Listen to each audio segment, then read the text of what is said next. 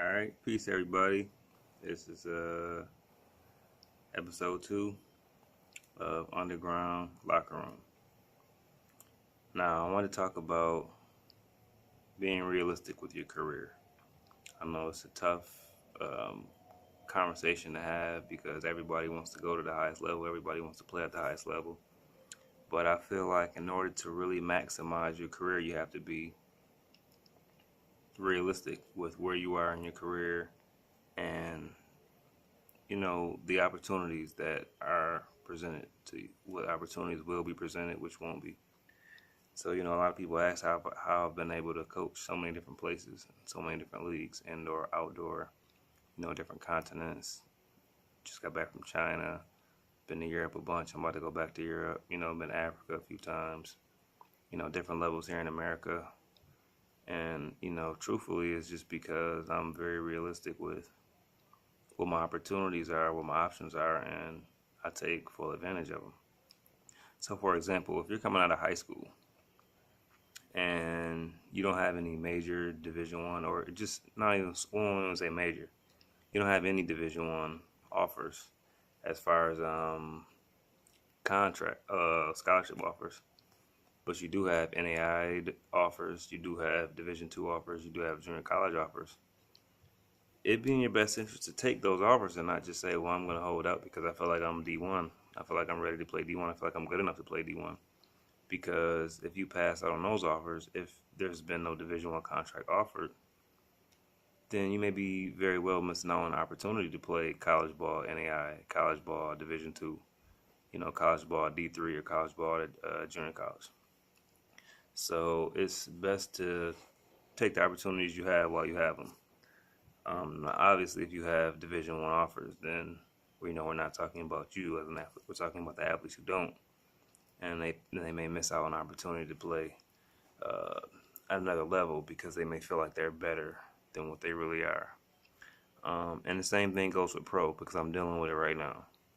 I got guys who, I just signed a deal, let's just say in Poland. All right, I'm about to go out to Poland. Shout out to everybody in Poland. I'm about to come out there and coach, and I have guys that I offer contracts to, hit them up, say, hey, I'm about to coach out in Poland. This is the first division team. I want to bring you along as one of my American imports. What's up? You want to come play? And it's like, nah, because I'm training for the NFL, or I'm training for the CL. I got a CFL workout, or I'm trying to get on one of the top league teams in Germany or whatever. And then it's like, okay, if they haven't offered you a contract yet, and you're just talking to them, they're obviously not that serious about bringing you. I'm offering you a contract. I'm telling you, I want to pay you to play. I want to bring you out here. I want to put you on the field. I want you to be on the field. Like, I'm offering you actively a contract right now to play professional football. And, I don't take it personally, but what happens so many times is if the other team that they were hoping would offer them a contract, once that falls through and doesn't happen, then they end up calling you back. Oh, coach, did you sign a such and such yet? Did you sign a receiver yet? Did you sign a quarterback yet? Did you sign a? And it's like, yeah, I did. Yes, I did. I couldn't sit around and wait on you. I know you think I was going to just sit around and wait. Um, and then a guy like that ends up going somewhere that either A is like was his last option, or he ends up having to go somewhere that he passed up already. But a lot of times those options don't come back. Like, I offered you. You said you couldn't do it because you wanted to go somewhere else. That somewhere else didn't fall through. So now you call me, and it's happened so much. And I'm not knocking anybody that has options because obviously that's where you want to be. You want to have options. But what I'm saying is, if you have contracts on a table as a free agent and you're trying to sign a deal as a professional athlete and you have options on the table, it'd be very not wise to pass up on a guaranteed opportunity to play for something that's not guaranteed. And obviously, nothing's guaranteed. You can say that, but what I mean is, if you have a coach that's already on contract that is looking for players to sign, and you pass that up with, an owner who says, well, we'll think about it, or just because that league seems bigger or better, or because the money may be better, or because that country, may, maybe a country you want to go to. That'd be very foolish. Or you pass up on it because you have a tryout with the team. That's the worst. I had guys that, I was trying to sign to China, and, they passed up on it because they said, well, I plan on going to a pro day, NFL pro day, or, a CFL regional combine. And there's nothing wrong with pro days, but we're talking about guys that graduated 3 or 4 years ago, 2 or 3 years ago. The scouts are coming to check for guys that are fresh out of college. This is their senior year. You're already 22, 23. You don't have any NFL experience. They're not coming to the combines to look at you. That's just a reality of it. And then once that doesn't work out, then you got guys that'll hit you back up like, Coach, you still got any spots? No, the season's already started, or I've already got all my guys signed. No, I don't have any more spots. You blew your opportunity. You had an opportunity and you blew it.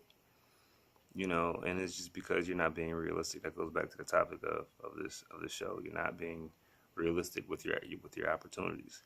You passed up on a CAFL contract for an NFL pro day when the CFL right now is the third highest paying league in the world.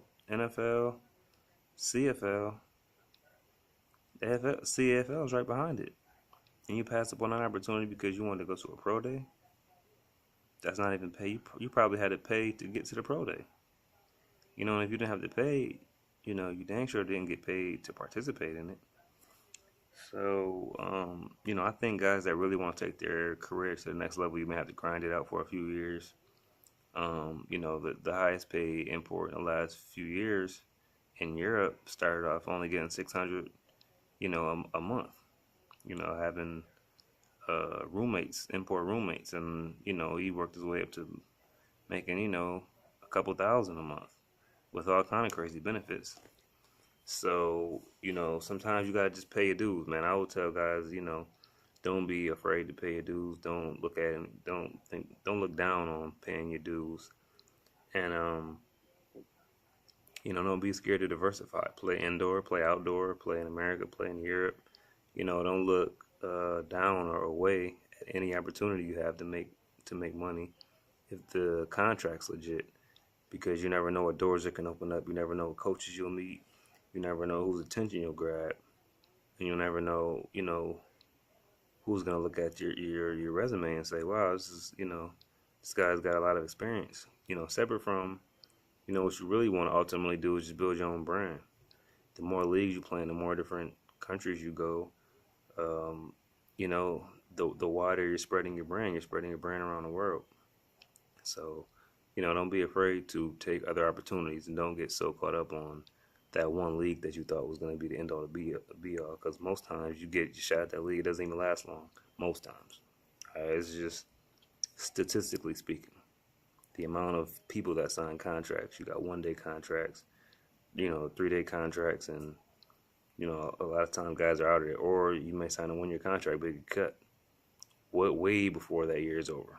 You might not make it out of training camp, or get cut right after training camp. So, don't pass up a guaranteed opportunity if it's something you're trying to do long term. Because the more years that pass without you being active, the harder it is for even those lower level leagues to want to sign you. So, just be realistic with where you're at. And I would just really recommend any guys that's trying to get started and to not look down on any opportunities, or kind of turn their nose up on any opportunities, thinking that's always going to be there. Because there's always another guy that's better than you. There's always another guy that's just as hungry as you. There's always another guy that's, equal, the same as you, but a lot more humble. I won't even say a lot more humble, but a lot more realistic and ready to take that opportunity. And that coach is going to sign that guy. I do it all the time. All right, my inbox is full of messages from guys who I reached out to. Say, look, man, I'm going to this country. I'm going to this league. I want to sign you. What's up? What you doing? Don't hear back from them. Where they're like, nah, coach, I'm cool. And then right before the season hits, I get that inbox. Yo, coach, you still need a receiver? Yo, coach, you still need a... Nah, I don't. I'm sorry. I signed somebody already. I'm good. Thanks you. I appreciate it. Oh, all right, man. Well, let me know. Just hit me up and let me know if you... I get that. I mean, I can't tell you how many times I get that happens, man. And it's always the same. Somebody I reached out to didn't take it serious, wanted to get to another league, and that don't fall through, and they hit me right back up, man. It happens all the time. It happened today. This is what made me do the video, but it happens all the time. So, don't take opportunities for granted, man, and really be willing to work your way up, or just really grind it out. Stay on people's good list, don't burn bridges, and it can really go a long way. So this is episode 2 of Underground Locker Room. Comment, share, like, hit me up with some more questions. And I'll be glad to give you my honest feedback. Peace, everybody.